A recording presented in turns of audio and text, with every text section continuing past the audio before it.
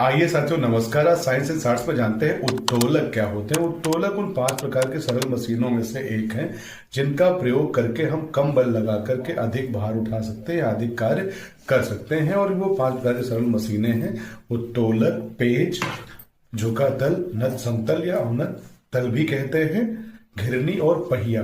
तो इन 5 प्रकार की सरल मशीनों में से ही एक है उत्तोलक। उत्तोलक वास्तव में एक सीधी या मुड़ी हुई छड़ होती है जो एक विशिष्ट स्थान से या विशिष्ट बिंदु से श्रद्धापूर्वक घूम सकती है और जिस पर एक और कम बल लगा करके दूसरी ओर से अधिक भार उठाया जा सकता है या कार्य किया जा सकता है। उत्तोलक में वास्तव में 3 भाग होते हैं जिनमें एक आलम, एक आयास और एक भार।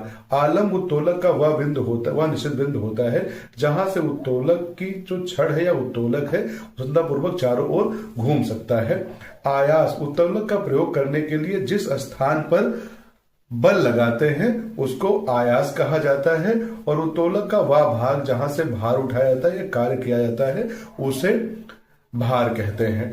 तो किसी उत्तोलक में आलम्ब, आयास और भार का क्या क्रम है या क्या स्थितियां हैं, इस आधार पर उत्तोलक को 3 श्रेणियों में बांटा जाता है।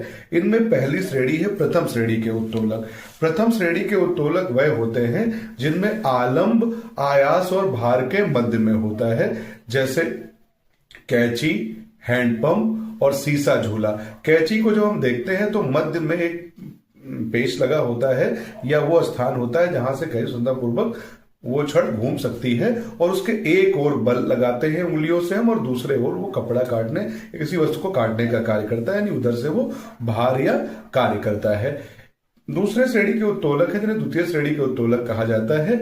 इनमें भार आलम्ब और आयास के मध्य में होता है। उसका सर्वोत्कृष्ट उदाहरण है सरौता। सरौते में हम देखते हैं कि सरौता एक किनारे पर स्वतंत्र घूम सकता है और दूसरी ओर इस पर बल लगाते हैं और मध्य में सुपारी या कार्य भार वो उठाता है, कार्य वो करता है। और सरौते के अलावा दूसरा उदाहरण है पहिए वाली ट्राली। इसके अतिरिक्त तृतीय श्रेणी के जो उत्तोलक हैं उनमें आयास आलम्ब और भार के मध्य में होता है। ये तृतीय श्रेणी के उत्तोलकों की पहचान है। और इसमें चाकू और चिमटा इसके उदाहरण है। चिमटे में हम देखते हैं चिमटा एक किनारे पर जुड़ा होता है, उसके मध्य में जब हम दाब लगाते हैं यानी बल लगाते हैं तो वो एक किनारे से किसी चीज को पकड़ता है, और यानी इसमें जो आयास है वो मध्य में होता है और एक किनारे पर आलम्ब और दूसरे किनारे पर भार होता है। तो इस तरह से हम देखते हैं कि उत्तोलक या लीवर एक विशिष्ट प्रकार की सरल मशीन होती है, ऐसी युक्ति होती है जिसका उपयोग करके हम कम बल लगा करके अधिक भार उठा सकते हैं।